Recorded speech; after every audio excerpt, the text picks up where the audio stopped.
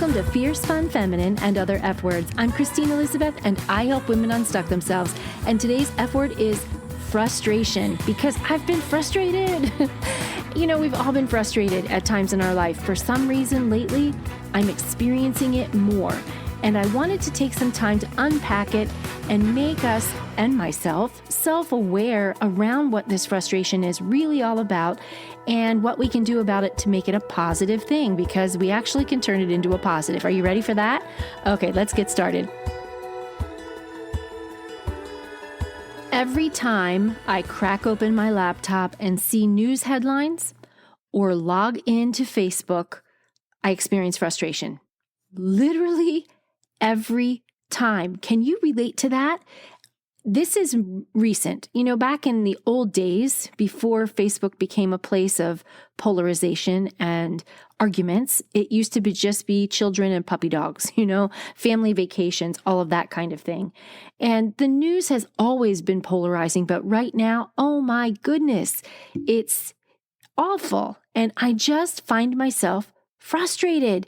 And then you go into your everyday life and your relationships and your job, and you get more frustrated. What is all this frustration? What is it a sign of? What does it mean? What does it reflect? Well, that's what I want to talk about today. The best definition of frustration or being frustrated, an event or circumstance that causes you to have a feeling of annoyance. Something that is annoying or upsetting you, especially because of inability to change it or achieve something. So different scenarios of frustration I have had in my life, and I'll bet all of you can relate. Let's go to our body weight. Let's go to exercise. Let's go to weight loss. We get frustrated. If we don't feel like we look good in our clothing, we get frustrated. How about at a job if there's an annoying coworker? I could tell you story after story of annoying coworkers, and I know you have them too, and they frustrate you. How about, you can all relate to probably the news, being frustrated right now. Like when you look at headlines or see something that it just annoys the heck out of you. Like, why is this happening? This shouldn't be happening, or this should be happening. Those kinds of things. For me, in my salon business, hiring has been a chronic frustration this entire year. I've been trying to hire employees since March of 2021. It is now almost October 1st. We're in September right now, and I'm staring at October going, wow, I had 12. Now I'm up to 13 no-shows for interviews. People apply for a job and they just don't show up. And that's happening across the board in all businesses, small businesses right now. But it's a source of frustration. And part of frustration is the lack of control. We look at these news headlines, or we look at people arguing on social media, or we have something annoying us, and there's no way to really control those circumstances. So what do we do with it? We have all of this pent-up frustration. How do you handle it? This week, I've had to really look at myself and go, okay, Christine, you are really getting yourself worked up. And when you don't rein in frustration, it can turn into something non-productive, and it can turn into something destructive. Thankfully, I have tried and done a better job in my last several years of life at reining in my emotions and becoming a master of them and trying to practice control and restraint. Yes, it's good to express frustration. It's not good to keep things bottled up, but it's also not productive if your frustration comes out in a way that's going to hurt someone else or tear down someone else. Or how about self-sabotage for you? If you're frustrated because you've been doing a lot of the work to, let's say you're trying to get down one size, because that's what we do as women. We do all this work on our body, and you're frustrated and you feel like you've done such a good job and nothing's happening. So out of your frustration, what do? Self-sabotage. You have a movie night with your ice cream, or you eat all the pizza, or you do something that you feel like forget it and you just throw in the towel. And that's not always the best route. Sometimes it's okay if you want to treat yourself to pizza. I'm not suggesting that. I'm just saying that if it goes unchecked frustration can get us into trouble where it takes us away from where we want to go as a goal or away from who we want to be as a person. Or how about this one? Away from the relationship we really want. How many of us have been in a relationship where the partner or the person we're dating or married to is frustrating and annoying the life out of us, and we henpeck?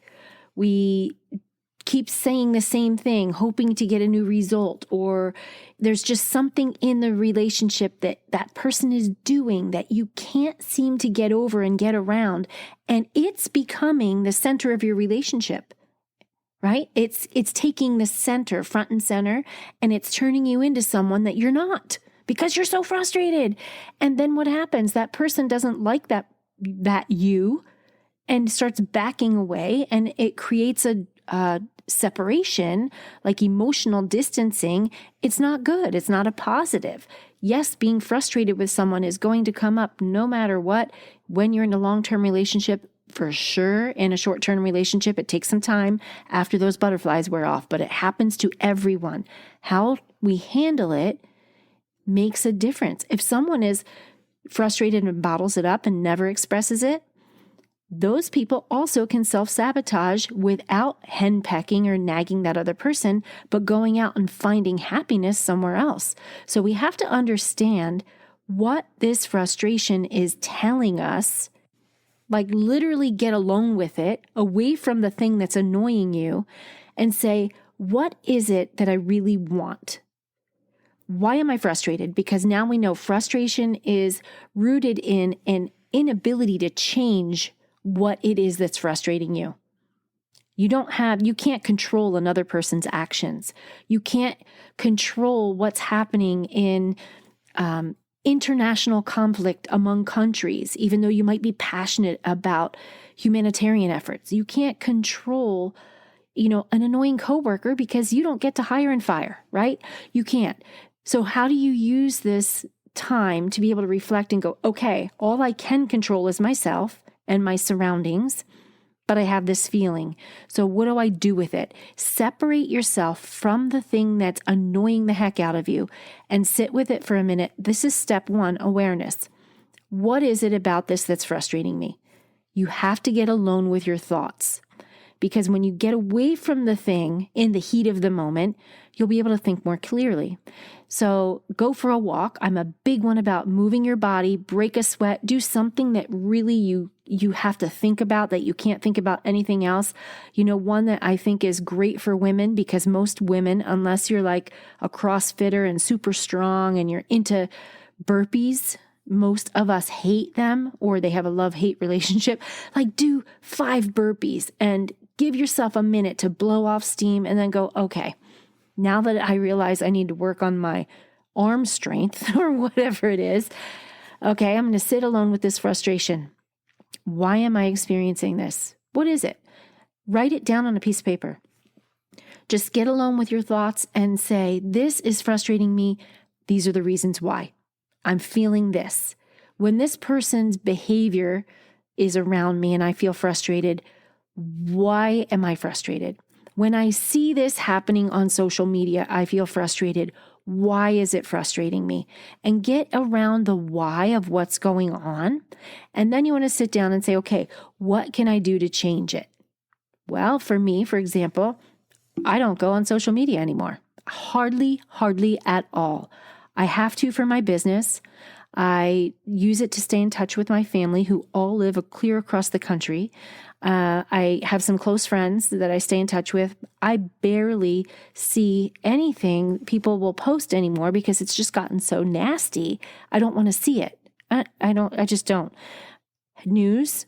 That's a tough one, because you want to stay on top of what's happening in the world, but I don't want to get sucked in. I don't watch TV. I literally don't have cable television, so I don't have that, but I do still read the news. And so what I do now is I go right to government websites to get my news for my state government, my city government, all of that, because I don't want to read everybody else's opinion or how they're going to spin a headline. I can control those things. So when I control the information that used to frustrate me, I'm now not looking at it because I can do that. I don't have to be addicted to all that stuff that's frustrating me. What is it that you can control that's frustrating you? That's the first thing you want to think about after you sit down with it. If it's a person, that's a whole other ball of wax. You can't control that person. So there's some things that you need to set in place that might look like a boundary. It might be a boundary that you place on them, or it might be a boundary that you give yourself and say, I know that I can only be around this person for X amount of time. Or, when we go out for happy hour after work, that person's there, I can't do it. Whatever it is, you need to set boundaries for yourself. Or if it's a loved one that you live with, maybe have a conversation. But nagging someone about something that annoys you will self-sabotage. It'll go in the opposite direction, guaranteed, because people don't want to be told what to do. And if they do something that's annoying you, you're going to have to figure out a way that you can change until they do, hopefully. Okay, but there's more to this frustration piece. Did you ever notice there are some people that are not easily frustrated? I'm one of them. This year has been, I don't like to swear very much, but it truly has been hell on small business owners. Actually, the last year and a half, ever since COVID started, we've just been in turmoil because we don't have control. You're forced to shut your doors, and then you're forced to make people wear a mask and be a police person for that. And then and I'm not taking a position on it. I'm saying it just puts burden on business owners who are already trying to recover from lost revenue. And my point of all of this is the stress level has been higher. I have been easily frustrated the last year and a half more than I ever have in my entire life combined. It's just a given. When you are a stressed or anxious person, you are more easily annoyed. I am not a stressed or anxious person normally. Normally, I'm a happy-go-lucky, it's all going to work out, and I do still believe that. But boy, when your hands are tied, because of different mandates and rules and all the things that are happening to business owners, which it affects my livelihood and my employees' livelihood, right? So I'm not only just responsible for me, but all these other people. My fuse to being irritated or frustrated is a lot shorter than it used to be. So the first step in being able to handle frustration is first keeping your stress level in check and having stress management tools. What are you doing to manage your stress? I wish this was like a small group room where we could all chat, where you could tell me what your stress reduction techniques are. What are some tips you would share with people? I'm going to give you some.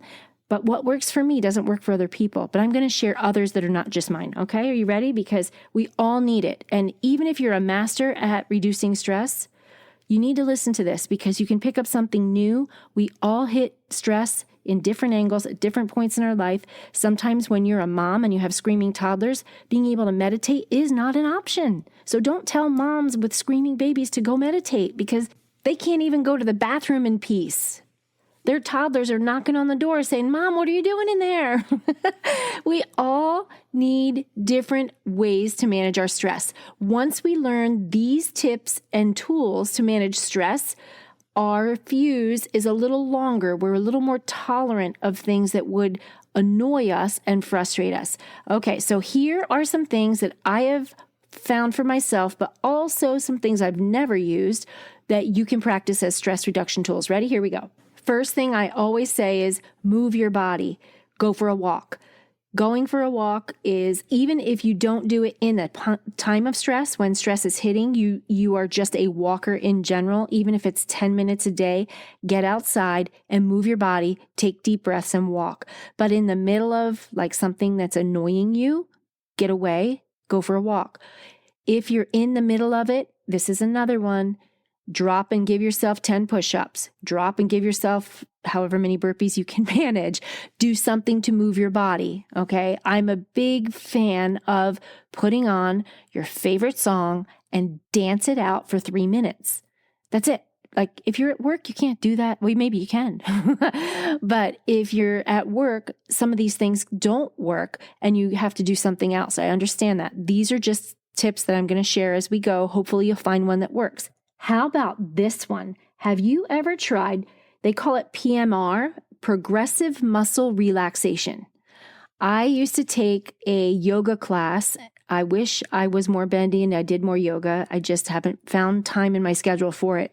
But the way they ended the yoga class was with this, and it was phenomenal. And I did it years ago. This is something you need time for. You need peace and quiet for. And it's pretty cool. All it is laying on the floor. I suppose you could lay in bed and do it too.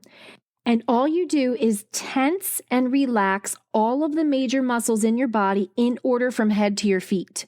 So imagine you're laying on your back and you start with your face. So you could even do it right now. Wherever you are, you could start, even though you're not laying down. Do it sitting if you're sitting up and in the car. Like just tense all the muscles in your face as much as you can for a second, like count to 8 and then let it go. And then tense all the muscles in your neck. How do you do it? I don't know. I'm trying to do it right now as I'm talking to you. Can you hear my voice is strained? And then you let it go. Then tense your shoulders as much as you can. Squeeze, contract, let it go. Do that all the way down to your feet. This yoga class had us do it from head to toe and then back from feet to head. By the time I was done, I felt like a full workout was done. But there's something about that exercise completely de-stressing. It's incredible. So if you haven't tried it, I would encourage you to try it. It's pretty darn cool. Another one, simple, and you can do this at work. It's deep breathing. And you might hear this and go, oh, whatever, deep breathing. If you haven't tried it, don't knock it. Don't knock it till you try it because it does work. Go in the restroom, go in a break room, go wherever you are. If it's an annoying coworker, or if you're at home with someone that you live with that's driving you bonkers, go away. Just do a few deep breaths, slow, deep breaths. We're not trying to hyperventilate here. We're trying to de-stress, oxygenating everything in your body, deep, slow, like to capacity in your lungs, and then a slow, deep exhale. And do it a few times. Do it slowly so that you don't hyperventilate and get dizzy. Don't get to the point where you're doing this in your car holding your breath and you lose like brain capacity, okay? I don't want you to do that if you're driving. But deep breathing is a great de-stressor.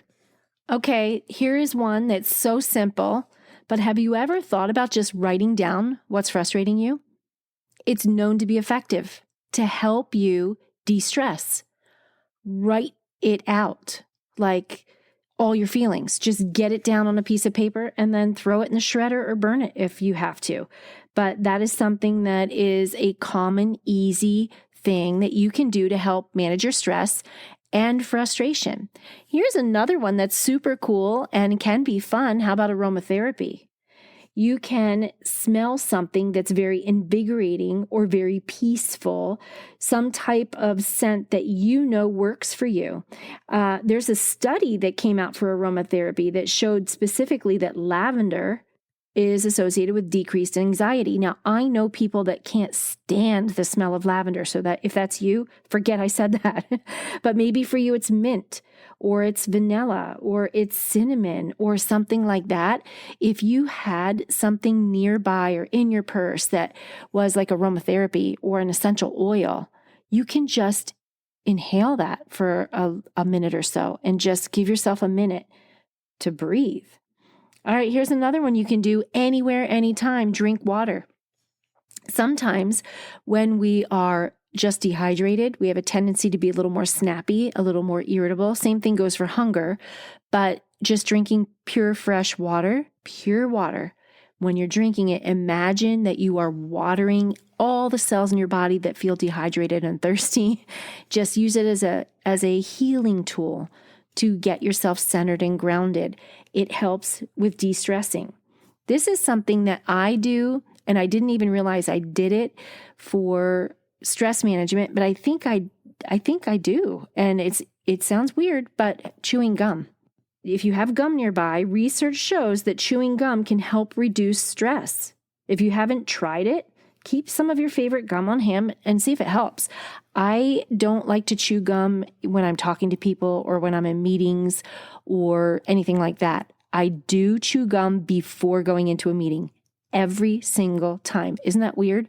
And I didn't know that I did that to reduce my stress, but I guess I do. Because when I was looking up different things you could do anywhere, anytime for stress reduction, when I was preparing for this podcast episode, chewing gum came up and I thought, I do that one already. Okay, so you just got some great tools about how to manage stress and reduce stress, which in effect will help you manage the frustration. So now what are you going to do? You've done all these things. You've acknowledged your frustration of whatever it is that's frustrating you. You're sitting with it. You're acknowledging and becoming more aware of why you are frustrated with this thing. You are setting boundaries. And now we have to get to the point where we're going to turn this into a positive so that this frustration doesn't take you out and take you backwards. How do we do that? Some of these are heavy duty, and I am not an expert in all of them. I get stuck just like everybody else. But my heart for this podcast is help all of us, including you, get unstuck, because that's what I do. So the first thing that I want you to do is use this frustration that you're experiencing to flush out any repressed emotions. Feeling frustrated is lousy. When you don't address it, it starts to smell, it gets putrid, it can turn into anger, right?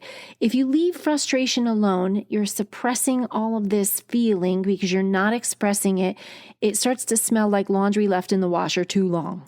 You know that thing, right? You know when you forget to switch the laundry and it's just that thing. Do you want that in your life? No.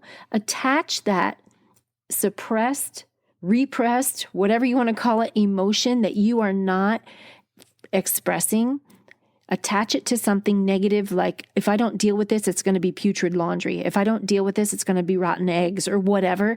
Give it something that would make you not push those emotions down and learn how to deal with them. That's the first thing. Because if you don't know how to express frustration in a healthy way, and we just talked about some of those, for example, writing them out, write down your frustrations, or look at your frustration, set a boundary for yourself, or put a boundary out there with someone that you're in a relationship with, those frustrations will get bigger and turn into anger. So let it be a chance for you to blossom into someone that's not repressing all of this stuff anymore, because you don't want it to be rotten eggs. Okay, the next one that makes it a positive, I don't know who to use. Let's use an annoying coworker because almost everybody can relate to that. Maybe it's somebody that chomps their gum, drives you nuts, just something small like that. Maybe it's a gossip, whatever it is. Use your frustration to reveal what it is that's making you frustrated. Let it teach you. Let it be your teacher. That's how we're going to make this a positive. What can you do to strengthen yourself in this area of being frustrated? Instead of trying to change what you can't change, which is someone else's behavior, what can you do to strengthen yourself? That would be a positive. These are tips and tools that are going to step you up into another level, a level of leadership, a level of emotional intelligence as you're dealing with other people. How about using your frustration to move you out of complacency? Maybe, just maybe, you have been stuck for a long time with a certain person who is frustrating the heck out of you. You've just never done anything about addressing all the things inside this relationship.